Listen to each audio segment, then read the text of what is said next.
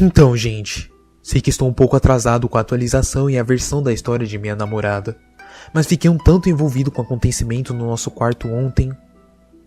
Pois bem, nada aconteceu desde então. Inclusive, hoje de manhã, a polícia ligou para nós. Ainda não fazem ideia do que está acontecendo. Sobre a história dela? Bem, deixe-me começar contando um pouco sobre nós. Como já disse antes, nasci na Bósnia e me mudei para um país vizinho chamado Balcãs, onde cresci. Vim para os Estados Unidos há 6 anos atrás. Minha namorada nasceu na Índia, cresceu no Quênia até seus 3 anos e então se mudou para o Canadá. Eu a conheci há pouco mais de 1 ano e estamos juntos desde então. Então, minha namorada, vamos chamá-la de Laila. Ela teve alguns encontros com Rose. A primeira vez que se lembra foi durante um voo. Ela trabalhava como uma comissária de bordo para a Air Canada. Era uma empresa de linhas aéreas canadense.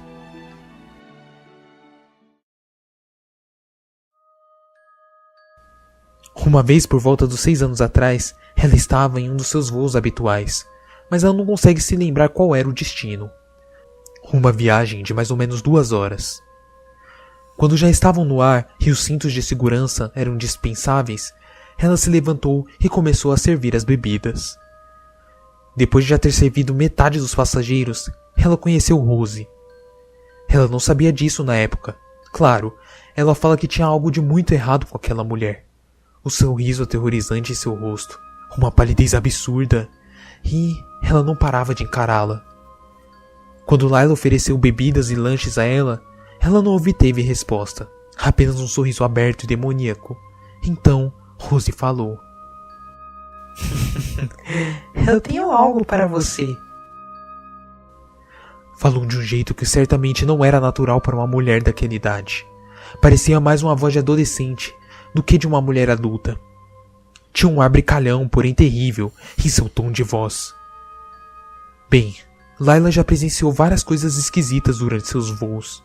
Então, não se abalou muito com essa interação. Sério? O que seria, madame? Não me despreze, sua vadia! Falou rapidamente, muito rápido mesmo. Sua mandíbula permaneceu fechada enquanto falava. Então, ela começou a ranger os dentes, sem parar de sorrir, em nenhum momento. Isso deixou Laila em alerta. Quando os passageiros são agressivos, os comissários tendem a se afastar, a não ser que haja contato físico. Então tudo bem. Tenha um ótimo voo, senhora. Tenho isso aqui para você. Ela sussurrou, tirando uma laranja que antes estava escondida atrás de suas costas, sem mover nenhum músculo da face, ainda com a voz de adolescente, uma voz parecida de quando tinha uns 12 anos. Não, obrigado. Laila decide não interagir mais com essa louca e se distancia. Mas você devia, ou um dia. Bem, você sabe, um dia. E foi isso. Laila deu um olhar de vá se fuder e saiu dali. A mulher não o incomodou mais durante o voo. Laila foi para casa alguns dias depois e não pensou muito no acontecimento. Quando sua mãe perguntou como havia sido a viagem, Laila sorriu e disse: Foi bom, a não ser por uma mulher muito louca. Ela queria saber mais, então Laila contou o que aconteceu. Quando falou a palavra laranja, sua mãe começou a chorar. Laila ficou em choque, era para ser só mais uma história. Bem, aparentemente quando minha namorada era um bebê vivendo no Quênia, ela acordava seus pais diversas vezes chorando muito. Quando entrava em seu quarto, sempre havia uma laranja perto dela no berço, mesmo que todas as janelas e portas estivessem bem trancadas. Chegou ao ponto dos seus pais mudarem o berço para o lado da cama deles e também instalarem câmeras de segurança.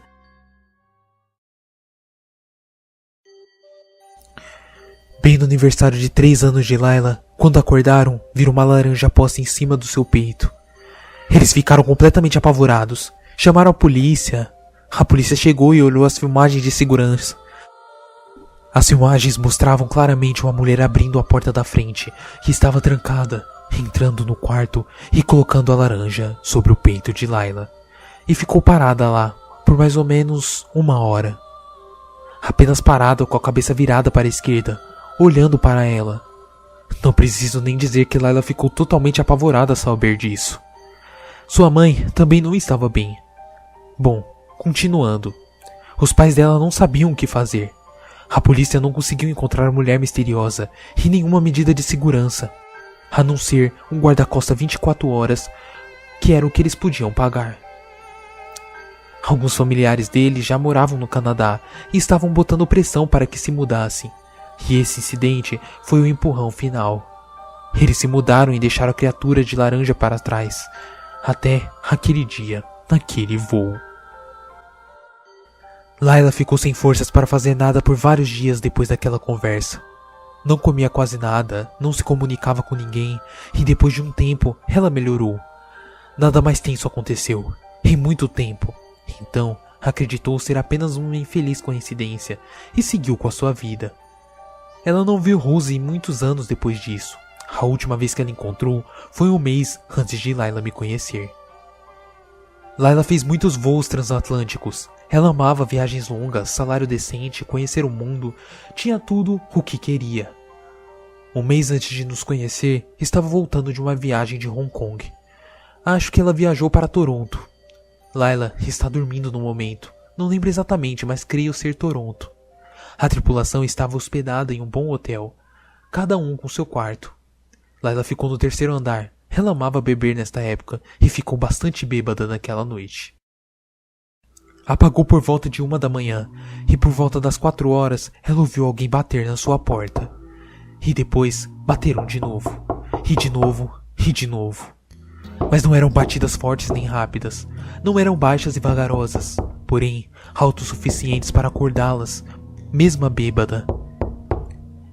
Layla rolou para fora da cama achando que era outro membro da equipe, igualmente bêbado. Sem pensar, abriu a porta e lá estava ela.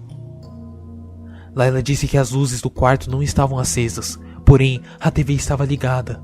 As luzes da tela brilhavam no rosto de Rose, brilhavam em seu sorriso, brilhavam nos dentes brancos e perolados, no batom vermelho e em seu rosto pálido, com a cabeça inclinada para a esquerda. Sabe, quando você está absurdamente bêbado, é algo que mete medo. Acontecem acidentes policiais e etc. E você fica sóbrio num piscar de olhos. Layla só conseguiu dar um gritinho de horror. As duas ficaram ali paradas. Rose começou a se balançar para a frente e para trás. Toda vez que ia para trás, revelava seus sapatos vermelhos, antes escondido pelos vestidos brancos e longos. Seus dentes rangiam. Então, ela pegou a laranja. O que você quer de mim? Layla perguntou, quase implorando. Rose continuava se balançando e sorrindo. Por favor, me deixe em paz. Eu não tenho nada. Pegue agora. Ele também pegará. Falou com a voz infantil, mas dessa vez com um tom mais brincalhão, como se fosse uma criança animada. Não sei se foi algum mecanismo de defesa que despertou em Layla, mas ela pegou a laranja e jogou por cima da cabeça de Rose enquanto gritava: Vaza daqui e leva essa porra com você, sua maníaca!